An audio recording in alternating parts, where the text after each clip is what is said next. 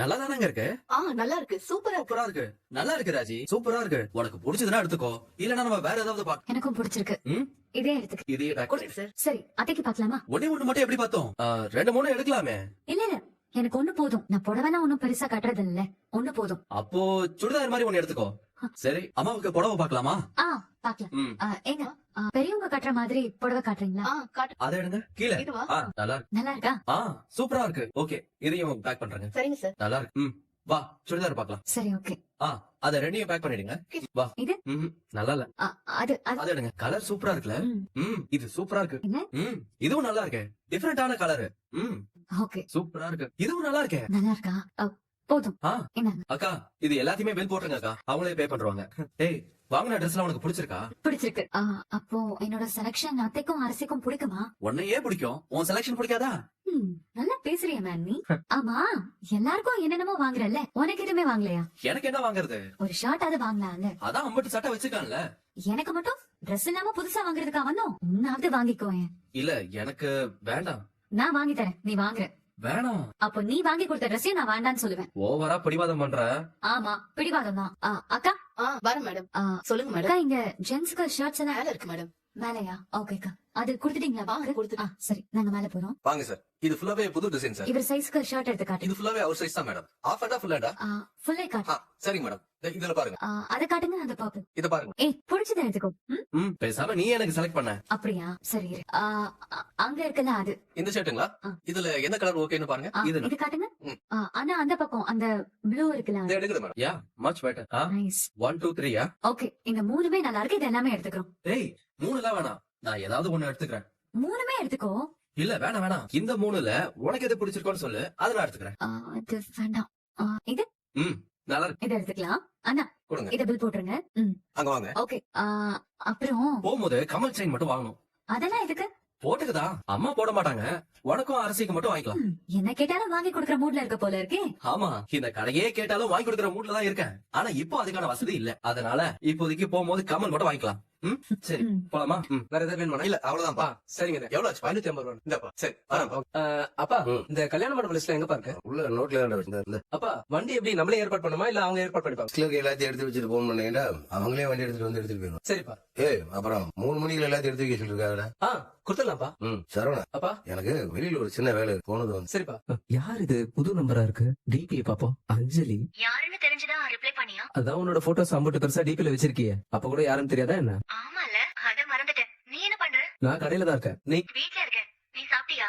நான் சாப்பிட்டேன். நம்பர் வாங்குனேன்னு சும்மா மெசேஜ் பண்ணு. இதான் என் நம்பர், சேவ் பண்ணு. சரி, சேவ் பண்ணிக்கிறேன். எப்பவாவது ஃப்ரீயா இருக்கும்போது கூப்பிடுறேன். கூப்பிடலாம்ல? அதுக்கு என்ன, தாராளமா நீ கூப்பிடலாம். அப்புறமாப்ல கடையில வியாபாரம் எப்படி போகுது? நல்லா போகுது. உன் கடையில மாமா? அதுக்கு என்ன, சூப்பரா போயிட்டு இருக்கு மாமா. சொந்தமா பிசினஸ் பண்றிய தாய் மாமனா லட்சணமா நீங்க எனக்கு தினமும் 50 ரூபா பாக்கெட் மணி கொடுக்கணும். அதுக்கு என்ன ஆத்தா, 100 ரூபாவா கொடுத்துட்டா போச்சு. நீங்க தான் மாமா இந்த வீட்லயே சூப்பர். ஏக்கா, மச்சானுக்கும் உனக்கும் போயிட்டு இருக்கிற பனி போர் முடிவுக்கு வந்ததா இல்லையா?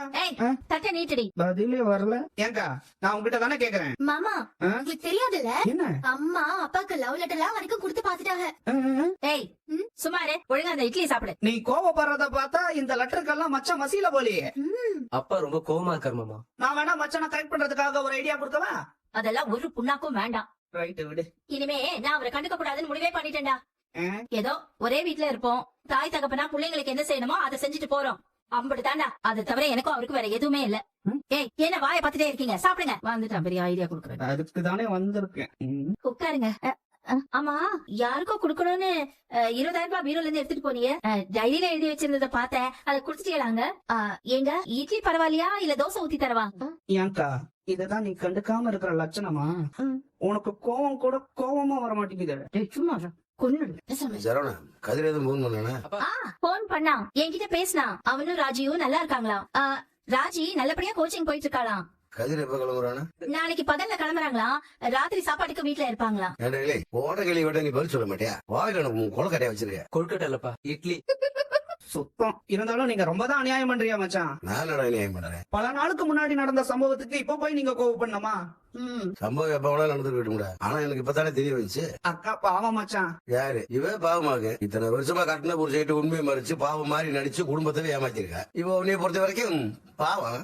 எங்க இங்க வர என்ன மச்சான் அது வியாபார விஷயத்துல ஒருத்தர் என்கிட்ட உண்மையா இல்லடா, அதவே நான் பொறுத்துக்க மாட்டேன். கட்டின கொண்டாட்டி என்கிட்ட உண்மையா இல்ல, உண்மையா பேசலன்றப்ப நான் இப்ப அவளை கொண்டாட்டின்னு ஒத்துக்குவேன். அது இல்ல மச்சான், நான் இல்லை, தெரியாம தான் கேக்குறேன். உட்காந்து கேட்டா நீ முட்டி உட்காந்து வாங்குற.